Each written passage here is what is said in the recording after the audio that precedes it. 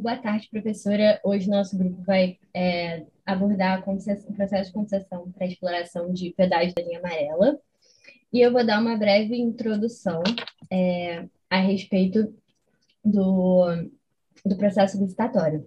Bom, eu acho que cabe primeiro explicar o conceito administrativo de concessão de serviço público, que se trata de um acordo entre as duas partes, sendo uma delas a administração pública, nesse caso a Prefeitura do Rio de Janeiro, e a outra parte a Lambsa, né, a empresa interessada em realizar o serviço contratado. Uma coisa importante é que a administração pública transfere a essa empresa a execução de um serviço público para que ela exerça por sua própria conta e risco, ou seja, esse serviço, né, no nosso caso, vai ser pago pelos cidadãos que usam a linha amarela através do pedágio. Então, essa seria a forma de remuneração, nesse caso, desse contrato. Inclusive, o contrato administrativo celebrado entre a Prefeitura e a linha amarela, nesse caso, é o contrato administrativo número 513, celebrado em 1994. Além disso, nosso grupo também vai abordar a disputa entre a prefeitura e a linha amarela, porque durante o governo do Marcelo Crivella foi alegado que a linha amarela estava cobrando valores de pedágio muito superiores ao acordado previamente no contrato, o que acabaria retratando um vício e por isso a cobrança teve que ser suspensa. Também queria comentar aqui sobre o processo licitatório e suas etapas. Primeiro, eu acho que é importante a gente descrever um pouco o processo licitatório em si. A gente pode dizer que ele se trata de um processo administrativo, no qual a administração pública vai selecionar a proposta enviada pelas empresas que têm interesse em prestar aquele serviço que ela deseja contratar, que seja mais vantajosa, menos onerosa e com a melhor qualidade possível, de acordo com o edital publicado, que é algo que a gente vai comentar daqui a pouquinho. Bom, no nosso caso, a modalidade do processo licitatório é de concorrência pública, regulamentado pela Lei 8666. E a primeira etapa externa, que a primeira etapa interna seria a abertura mesmo do processo. E a primeira etapa externa é a audiência pública, e geralmente em licitações de valores muito elevados, acima de 150 milhões de reais, a Lei das Licitações, seu artigo 39, estabelece a obrigatoriedade da realização de uma audiência pública. Inclusive, ela terá uma antecedência de 15 dias úteis da data da publicação do edital, que é a segunda etapa, que a gente vai ver, e 10 dias úteis, no mínimo, para sua divulgação. O objetivo principal da audiência pública é que os interessados na licitação consigam ter maior acesso às informações do objeto da licitação e também consigam ter uma maior oportunidade de manifestação a respeito, né? A segunda etapa é o edital, que é um instrumento pelo qual a administração pública torna pública a licitação. Nesse documento, existem vários regulamentos específicos, mas principalmente o edital é composto de todas as exigências que a administração pública vai fazer para que aquele serviço seja cumprido.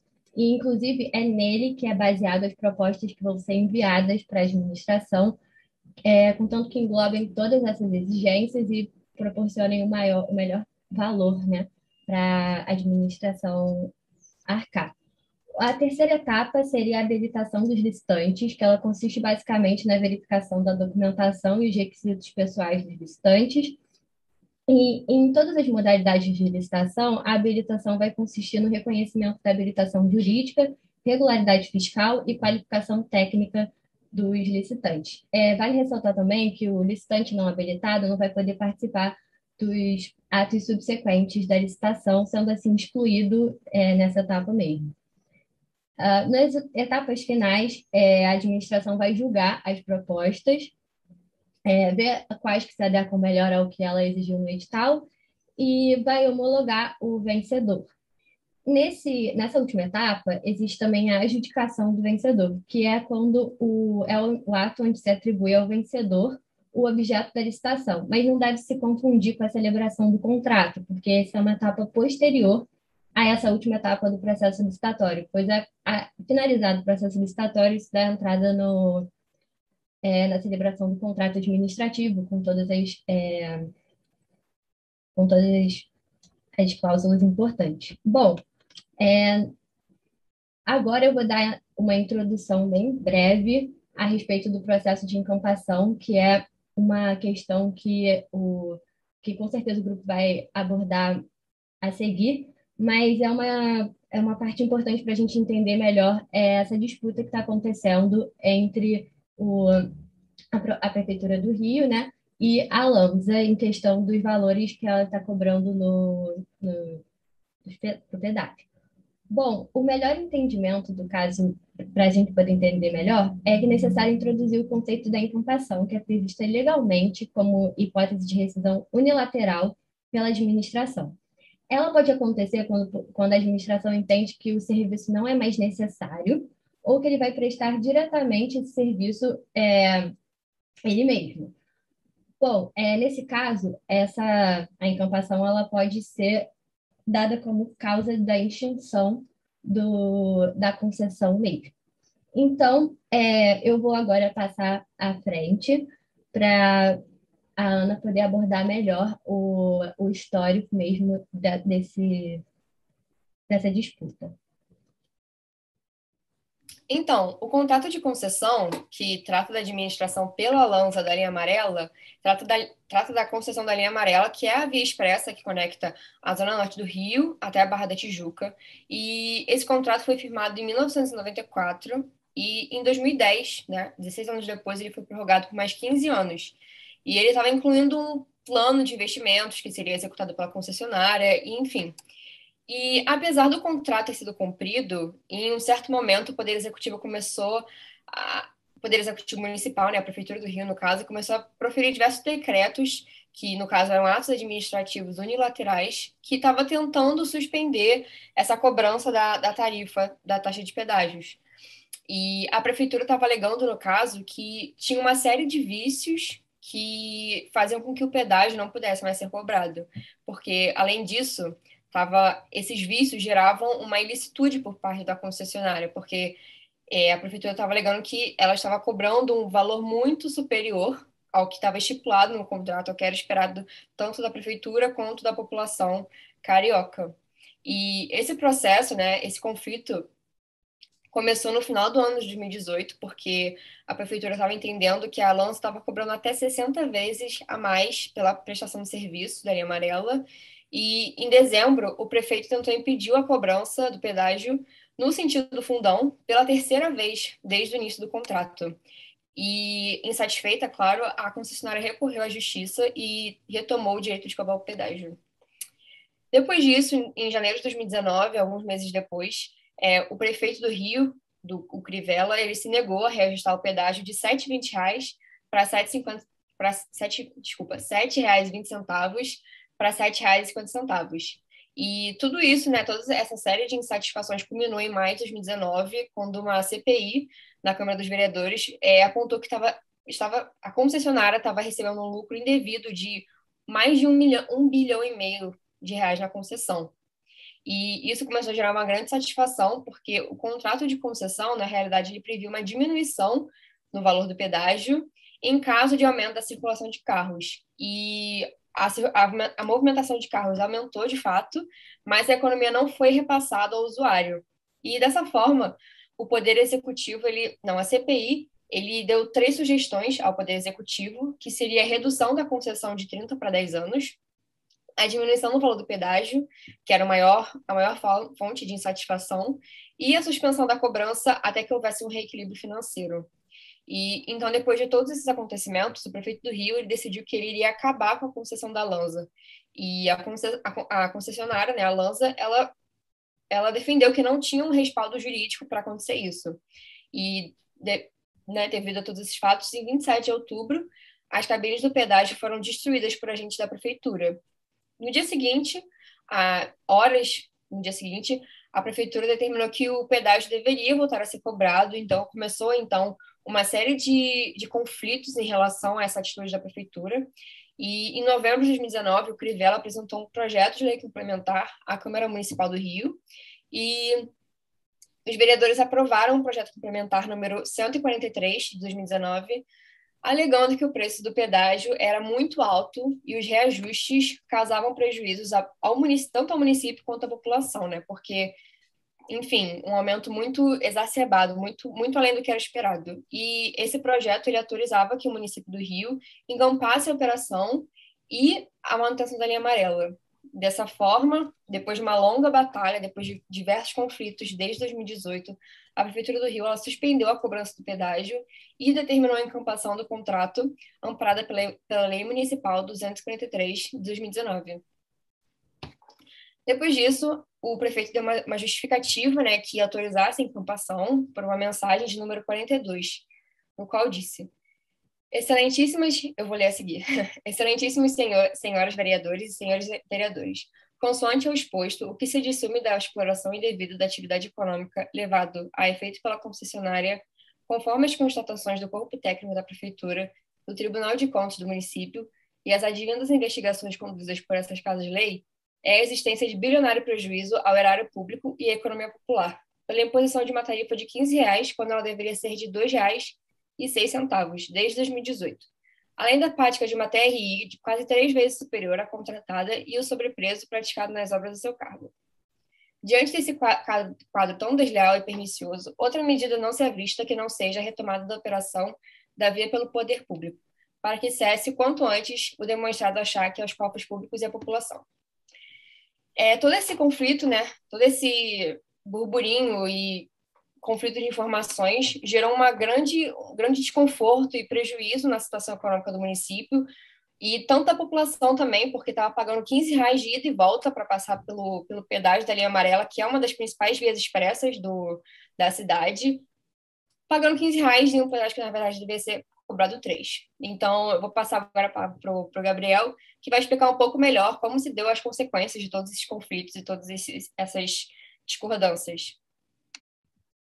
Então, a única dúvida, na verdade, remanescente sobre as atitudes da prefeitura em relação à destruição, quer dizer, na verdade, é em relação à destruição das cabines do pedágio e também contra a proporcionalidade dessa atitude como medida necessária para a realização da encampação, uma vez que há uma forma meio legal para realizar essa medida. Em sua defesa, o município alega que o prejuízo causado pela Lanza fez com que a indenização prévia, com que ela teria direito, inclusive esse prejuízo causado às cabines, ficasse englobada e absorvida pelo valor que era devido ao poder municipal, assim como a Ana falou, que arrecadou mais de R$ 1 bilhão de reais, quando não deveria ser esse o valor. E também que, apesar de destruir a praça do pedágio, não ser uma atitude correta ou proporcional, o valor da dívida seria muito maior. Entretanto, é indiscutível que esse caso gerou uma insegurança jurídica, uma vez que a desobediência às regras contratuais e legais cometidas pela administração pública e algumas das decisões judiciais que favoreceram a administração pública, o poder público, trazem como consequência lógica a ruptura da execuibilidade do plano de negócios da concessão, ou seja, o equilíbrio econômico-financeiro entre a receita da concessionária, os investimentos por ela executados ao longo do contrato e a frustração de lucro acabam abalados. Dessa forma, geram efeitos que essa insegurança jurídica e o desrespeito das regras contratuais tem como efeito impactos diretos no dia a dia. E pode-se pôr que tem dois lados. Um que acaba impactando, na verdade, os dois acabam impactando diretamente a população, mas um de uma forma mais sutil, que seria afastando possíveis investidores e interessados em contratos de concessão, enfim. Mas, por outro lado, de uma forma mais clara, a população acaba tendo um custo bem menor para transitar pela via, que inclusive é uma das mais transitadas do estado, do município. E há também a necessidade de se falar do debate que tem acerca da indenização por parte do município, que é devida por parte do município à Lanza, que é fundamentada nos artigos 36 e 37 da Lei número 8.987, de 1995, a Lei de Licitações. Por isso, vai ser falado sobre a base legal, que são esses artigos, e também sobre o atual cenário do litígio acerca dessa indenização. O artigo 37, que prevê a encampação, como já foi dito anteriormente pelos meus colegas, dispõe que, em sua parte final, que a encampação, se dá após prévio pagamento de indenização na forma do artigo anterior, que seria o 36. O 36, prevê o seguinte, abre aspas, a reversão, no advento do termo contratual, far-se-á com a indenização das parcelas dos investimentos vinculados a bens reversíveis, ainda não amortizados ou depreciados, que tenham sido realizados com o objetivo de garantir a continuidade e a atualidade do serviço concedido. Fecha aspas. Assim, na encampação, exatamente porque o concessionário não deu causa à extinção do contrato e ele é encerrado prematuramente pela administração, é legalmente imposta a prévia indenização para que se possa realizar a encampação. Ou seja, o encerramento antecipado causa inegáveis prejuízos ao concessionário, representado pela quebra do equilíbrio econômico-financeiro, como já dito, já que a amortização do capital investido e os lucros previstos, querendo ou não, estão diluídos pelo tempo de sua vigência. Dessa forma, a extinção prematura, como aconteceu no caso em questão, retira a capacidade do concessionário de reaver o capital não amortizado e oferir o lucro ajustado. Portanto, impõe-se a prévia indenização para que possa se reduzir os prejuízos que o concessionário teria. E nesse contexto da disputa entre o município do Rio e a Lanza, que administra a linha amarela, houve aprovação, como a Ana já disse, na Câmara Municipal da Lei Complementar, em novembro de 2019, que autorizou o município a encampar a operação e a manutenção da linha amarela, determinando que a indenização à concessionária fosse paga, quer dizer,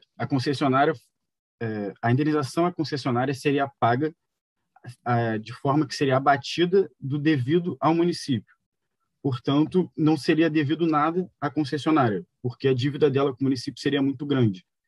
Portanto, a prévia indenização que o artigo 37 fala, seria amortizada, abatida no valor que é devido ao município, no valor que ela arrecadou a mais. E de acordo com as contas do Poder Executivo e Legislativo e do Tribunal de Contas do município do Rio, ao longo dos últimos anos, a empresa teria arrecadado 1,6, né, mais de 1,5 bilhão, 1,6 bilhão de reais a mais do que deveria. Para se ter noção da diferença, deveria ter sido arrecadado, no total, 480 milhões de reais. E foi arrecadado 1,6 bilhão. Então, é uma diferença de 1,12 bilhões de reais que tem como lucro a empresa, quando não deveria ter esse lucro absurdo devido ao contrato de concessão. Contudo, a Justiça do Rio concedeu liminares, suspendendo a encampação, pois, de acordo com o presidente do Tribunal da Justiça Fluminense, Cláudio de Melo Tavares, só por meio de uma perícia seria possível verificar se a Lanza realmente gerou prejuízo à Prefeitura do Rio, e não por meio dos cálculos dos poderes e do Tribunal de Contas. Assim, em seu pedido de suspensão das liminares, a Prefeitura se defendeu alegando que o superfaturamento teria gerado uma lesão à economia pública carioca. Entretanto, diante dos diversos indícios de que as obras na linha amarela foram superfaturadas e que o contrato de concessão não mais equivalia ao que foi estabelecido no edital de licitação, as liminares foram suspendidas. Mas a discussão seguiu em relação a essa lei municipal, pois é debatido que ela afrontaria o parágrafo 4º do artigo 35 dessa lei de concessões, pois permitiria que a Prefeitura do Rio rescinda o contrato de forma unilateral, sem a prévia indenização à concessionária, além de não aderir aos artigos 20 e 21 da Lei de Introdução às Normas do Direito Brasileiro, a LINDB, que veda as decisões de autoridades públicas com base em valores jurídicos abstratos, sem que sejam consideradas as consequências práticas da decisão. Agora eu vou passar a palavra para o Matheus, que vai continuar falando acerca desse cenário do litígio entre a Prefeitura e a Lanza.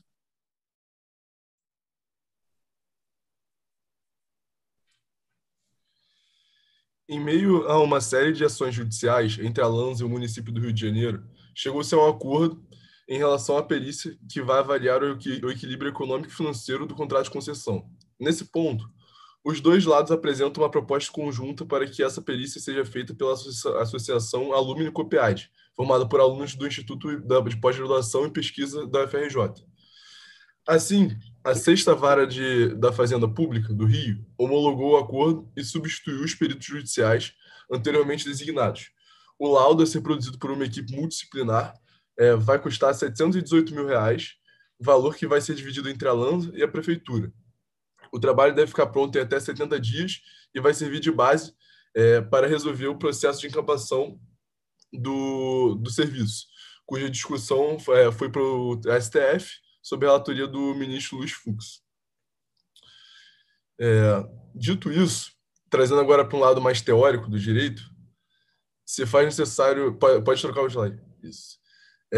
Se faz necessário salientar, como de conhecimento convencional, que os contratos de concessão são compostos por duas espécies de cláusulas: as regulamentares, ou de serviço, e as econômicas. As regulamentares, constantes na lei, em regulamento ou no próprio contrato, disciplinam a execução dos serviços delegados ao agente privado, de acordo com o denominado jus variandi do poder concedente. As cláusulas econômicas são as que só podem ser alteradas mediante o acordo entre concedente e concessionário. Na presente hipótese, a suspensão imediata da cobrança de pedágio se configura como uma alteração unilateral de uma cláusula econômica do contrato de concessão. Esse expediente só seria possível se a concessionária com ele concordasse, como dispõe o artigo 58, inciso 1º, da Lei nº 8.666, de 93, dispositivo aplicável supletivamente às concessões, o qual dispõe que as cláusulas econômicas, financeiras e monetárias dos contratos administrativos não poderão ser alteradas sem prévia concordância do contratado. O artigo da Lei Federal, número 8.987/95, Lei das Concessões, elenca as hipóteses de extinção dos contratos e cada uma delas possui uma característica própria, sendo uma delas a encampação.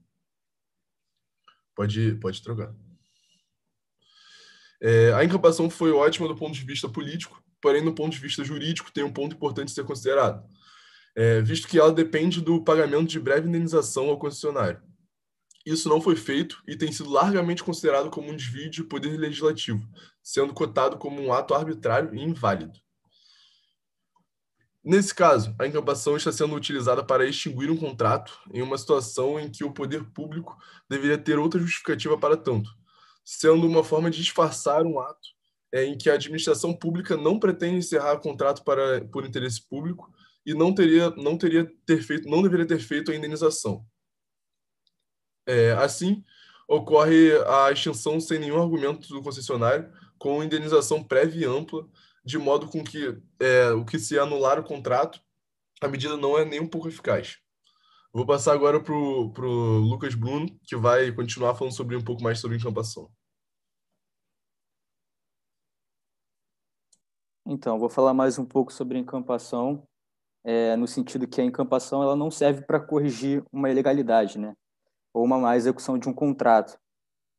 Usar esse instrumento para outra finalidade é errado, e ela consiste, na verdade, em um desvio de poder e constitui um vício grave, já que busca legitimar algo que deveria somente ter seguimento com base na lógica do devido processo administrativo de encampação. Sendo assim, deve haver levantamento dos danos, indenização, sem que haja tais requisitos, qualificado como uso indevido. Dessa forma, por mais que a encampação seja um instrumento previsto em lei, a forma com que foi executada, isto é, sem indenização prévia, encontra-se desamparada legalmente, pois, além do desrespeito à lei de concessões, há flagrante ausência de aderência aos artigos 20 e 21 da Lei de Introdução às Normas do Direito Brasileiro, a LINDB, que, como já explicado anteriormente, veda decisões de autoridades públicas com bases em valores jurídicos abstratos, sem que sejam consideradas as consequências práticas da decisão. No caso da LANSA, é notável essa ausência de segurança jurídica, assim como a desobediência às regras contratuais e legais cometidas pela administração pública, e algumas decisões judiciais que também são equivocadas, trazendo assim como consequência lógica a ruptura da execuibilidade do plano de negócios da concessão, isto é, já como dito pelo Gabriel, o equilíbrio econômico-financeiro entre a receita da concessionária, os investimentos por ela executados ao longo da execução do contrato e a frustração de lucro. O que mais impressiona, falando um pouco sobre casos semelhantes que aconteceram, o que mais impressiona é que, apesar de ser um caso cheio de detalhes, um tanto quanto surpreendente, não é tão atípico, visto que já ocorreu outras vezes em diferentes estados do Brasil. A gente pode citar o caso que aconteceu em 2012 nas rodovias estaduais do Rio Grande do Sul, quando Tarso Genro, do PT, então governador do estado, criou a Empresa Gaúcha de Rodovias, a EGR, e em seguida definiu o encerramento das 7 concessões do estado para o primeiro semestre de 2013. Desse modo, o caso foi parar na justiça, mas a decisão de Genro foi mantida. E, por fim, falando sobre mais um caso, que se deu em 2003 no Paraná, quando Roberto Requião, do MDB, tentou extinguir todas as concessões de rodovias no estado. Porém, nesse caso, o governador não obteve sucesso perante os tribunais. E assim a gente termina o nosso trabalho. Obrigado. Acho que